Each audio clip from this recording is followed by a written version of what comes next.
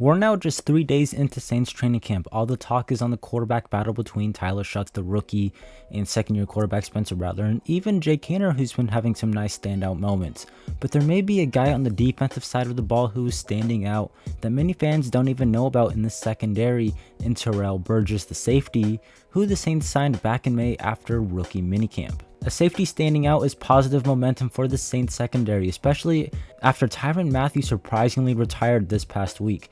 The safety position group could be a weakness, but given that he's starting to stand out a little bit, you could feel a little bit better about the secondary position group, and Burgess may be a sleeper on the team who could emerge for the Saints. We're here to break down another possible sleeper who could be on the Saints roster in Terrell Burgess. I'm Cash, and you should take 5 seconds to like the video and subscribe. Help support the channel. We're trying to hit 15,000 subscribers by the end of the year. We're currently at 12.3 thousand. Shout out to you guys. Help us grow, and I'll keep making Saints and NFL content like this. You help me, and I help you. It's a win-win situation for both of us. And with all that being said, let's dive into it.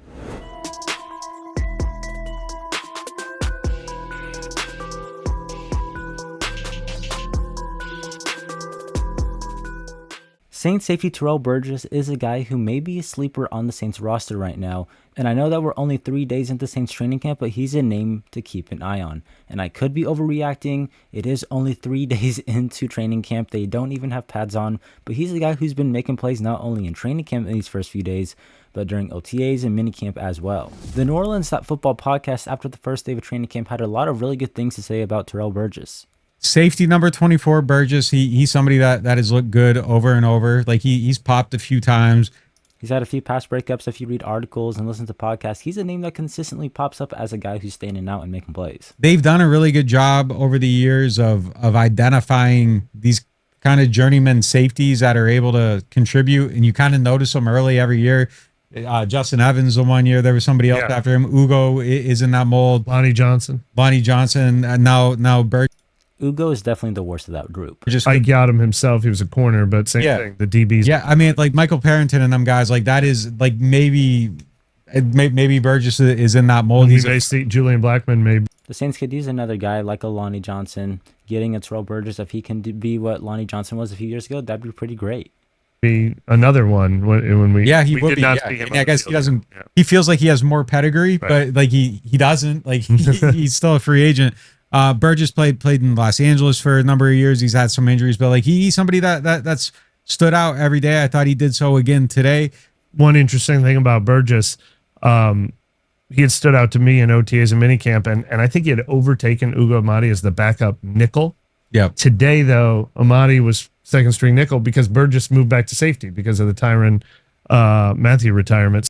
They're flip-flopping that, by the way, so they're taking reps at safety and the nickel. They're rotating each day. So his chance to maybe win the backup nickel job, I don't know if that took a hit. Now he's a backup safety. When Blackman comes, maybe they switch him back. But the fact that he's been playing second string nickel and second string safety is, I penciled him. He was first team dime. They got into a dime look too, and he was out there. So he's definitely, like if we're making a roster today, he'd be on it. He definitely could fade. It could be veteran guy on a young team flashing, but while everybody's still kind of getting up to speed. That happens sometimes, but I kind of believe in what we're seeing there. Their pedigree of like just identifying those guys over the years, it's been pretty impressive. And then a lot of really good and strong information in words from guys who cover the team professionally, and they're saying Terrell Burgess, as of right now, is someone who they would put on the roster. This is not the first time Burgess has stood out during these practices. Reading articles and listening to podcasts, like I said earlier, Burgess is a name that comes up quite a bit as a guy who's making pass deflections, or a guy who's in the area to make a tackle for a loss. Even though there's no contact, he's in the right area at the right time. He's out there making plays every single day, and he's a name that's been popping up consistently during these practices and is definitely a sleeper on the team. Ross Jackson even put out an article over the summer saying underdogs on the team. Terrell Burgess has been all over the field in minicamp, and he's definitely a guy to keep an eye on. So it's not just NOF. This guy's legitimately making plays and is a sleeper. Saints reporter Jeff Nowak, who's out at these practices every day, had this to say about Terrell Burgess. He's mentioned a few times that he is a dark horse player during this offseason to possibly make the team, and it only becomes more obvious that with Tyrann Mathieu's retirement, he would be shocked if he isn't at least in competition for a significant role at safety. He can play nickel in the slot. He can kind of do a lot of different things, and that's what makes him valuable. The New Orleans Saints signed Terrell Burgess back in May after a rookie minicamp trial. So his pathway to the Saints roster was a little bit different. He was a camp invite. He didn't even get to sign first.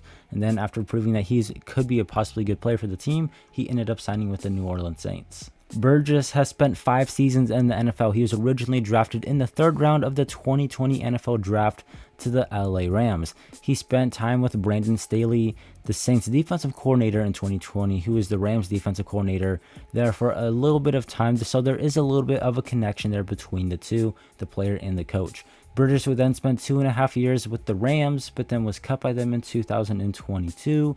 Then he signed with the New York Giants pretty quickly. He got on the Giants roster pretty fast, so it wasn't like he was cut for being bad. I'm assuming it was just they had too many guys on the team, and then the Giants picked him up immediately. Then in 2023, he ended up signing with the Washington Commanders, and most recently he played in 2024 for the Buffalo Bills. During training camp, though, he had a little injury occur, and then he didn't play in 2024. So the most recent team he was on was the Buffalo Bills, but due to an injury, he was not able to play. And now Burgess is looking for his next opportunity, this one with the New Orleans Saints, and he's starting to stand out a little bit for the team during training camp. He was standing out during OTAs and minicamp as well. He's making the most of this opportunity. Now, like I mentioned earlier, what makes Burgess so valuable is that he can play multiple roles in this defense. He can play safety, and he's been taking second team reps in the nickel, so the backup slot corner and the backup safety with the second team defense. He's already high up there in the rankings on this defense. Throughout his career, he's played more than 100 snaps at corner, strong safety, free safety, and slot corner. So he can kind of do it all, and his versatility and his flexibility to be a really good defensive player who can do a lot of different things is going to make him valuable and will help his case to make the team. And on top of that, he plays a lot of special teams. He's like Lonnie Johnson, a really good special teams player, and that's another valuable role that he plays and where he can contribute to the team, and it gives him a little bonus to make the roster. Burgess has a big opportunity ahead of him with Tyrann Mathieu retiring this past week. There's competition in the secondary at that safety position, and he has a chance to make the team for sure with Tyrann Mathieu retiring. The Saints did make a signing, though, at safety right after Tyrann Mathieu retired, like immediately. They signed Julian Blackmon from the Indianapolis Colts to a $5.5 million deal on 1 year. So that does hurt Burgess's potential to make the roster. Right now, you could probably pencil in Justin Reed, JT Gray for special teams, Jonas Sanker, Julian Blackmon, and then you could probably pencil in Jordan Howden as 5 safeties to make the team.